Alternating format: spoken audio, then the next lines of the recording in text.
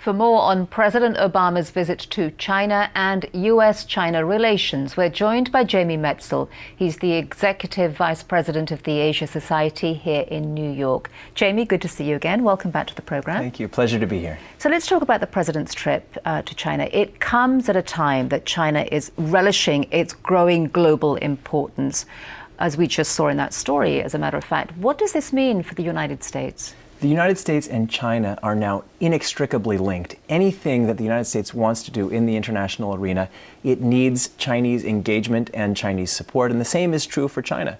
Because our fates are tied together, the United States is going to have to think differently about how it exercises its power and influence around the world, and China and the United States are going to have to be partners.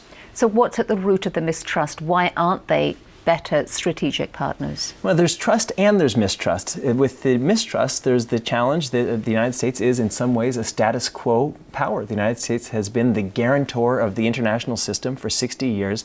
Now China is emerging more rapidly than anybody could have predicted. And the very fact of China's rise is putting American dominance into serious question. And so China is at a point where it's going to need to say that, yes, we're part of the system that exists and here's how we're going to support it, or we have an alternate vision of a world that's multipolar, and here's how that world can address these big problems that we have. But the problem that we're seeing today is that China is exerting its influence, but hasn't yet articulated its vision of what the world should be. And so in issues like climate change, like Iran, like Burma, China is not yet fully on board with an international agenda. And that's, I think, causing a lot of friction. But so you're saying it's not playing by the rules of Pax Americana? Exactly. I mean, there's going to have to be a new system. It could be a Pax Sino-Americana or a Pax everybody. But you can't, there has been a system, this Pax Americana. It needs to be replaced with something. If it's replaced with nothing, we're going to have big problems. Right. Other than trade issues, other than the currency issue and business issues, where does the United States, give me some examples of how the United States views China as a strategic partner? Well, the United States and China could be strategic partners in issues like climate change. There will be no deal in Copenhagen or anywhere unless the United States and China come together and agree that that those two countries are going to work together to address greenhouse gas emissions in a way that they can both commit to in a binding way. In Iran, if Iran develops nuclear weapons, there's going to be, by all accounts, a nuclear arms race in the Middle East that's going to harm everybody.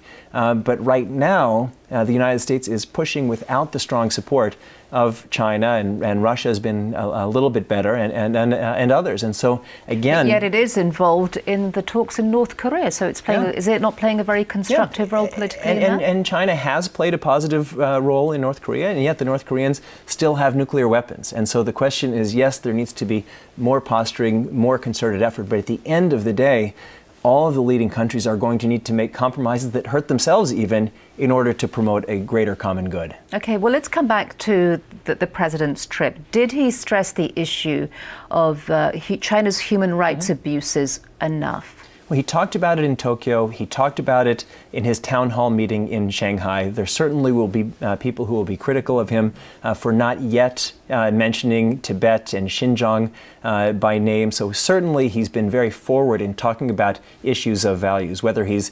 been outspoken enough on those particular issues, we'll see what happens. But the President of the United States is in a very different position than past presidents because China has a lot of cards. The United States has a lot of cards too, but the balance is much more even than it's been in the past. All right, Jamie Metzl, thank you very much for joining us. My great pleasure.